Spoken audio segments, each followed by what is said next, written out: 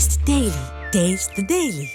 திருவள்ளூரை அடுத்த ஆவாஜிப்பேட்டை மண் குவாரிகளில் சாலை பணிகளுக்காக 3.5 அடி ஆழத்திற்கு மட்டுமே மண்ணெடுக்க அனுமதி வழங்கப்பட்ட நிலையில் கிணறு தோண்டுவது போல 30 அடி ஆழத்திற்கு மண் எடுக்கப்பட்டுள்ளதாக பொதுமக்கள் குற்றம் சாட்டி வருகிறார்கள். இது தொடர்பான விவரங்களுக்காக இணைகிறார் எம்முடைய செய்தியாளர் பிரபு. மக்கள் தொடர்ந்து குற்றச்சாட்டை முன்வைக்கக்கூடிய நிலையில இந்த குற்றச்சாட்டின் மீது என்ன நடவடிக்கை எடுக்கப்பட்டிருக்கிறது? கூடுதல் விவரங்களை வழங்கலாம்.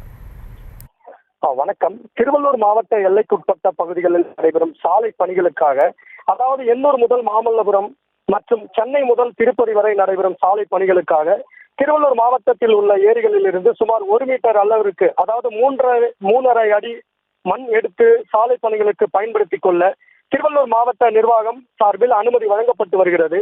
இந்த அனுமதியை தனக்கு சாதகமாக பயன்படுத்திக் கொள்ளும் மண் கொள்ளையர்கள் 3.5 அடி மண் எடுத்து சாலை பணிகளுக்கு பயன்படுத்துவதற்கு பதிலாக கிணறு தோண்டுவது போல பூமியில் நீர் கிடைக்கும் வரை மண்ணை தோண்டி எடுத்து கள்ளத்தனமாக 5,000 முதல் 10,000 வரை விலைக்கு விற்று தினந்தோறும் கோடிக்கணக்கில் லாபம் ஈட்டி வருகின்றனர். மேலும் தற்பொழுது ஊத்துக்கோட்டை பகுதியிலும் ஆவாஜிப்பேட்டை, திருவள்ளூர், திருத்தணி உள்ளிட்ட 8க்கும் மேற்பட்ட குவாரிகள் அரசு அனுமதியுடன் இயங்கி வரும் நிலையில் சட்டத்திற்கு புறம்பாக மண் எடுத்து வெளியில் விற்பனை செய்தும் வருகின்றனர்.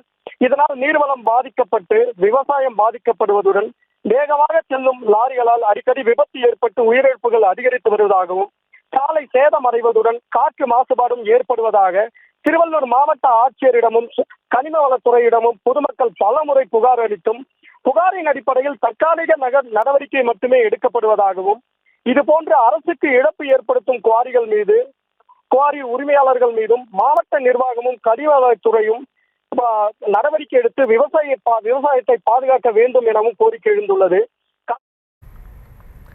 தற்போதைய விவரங்களுக்கு நன்றி பிரபு. Taste the Daily.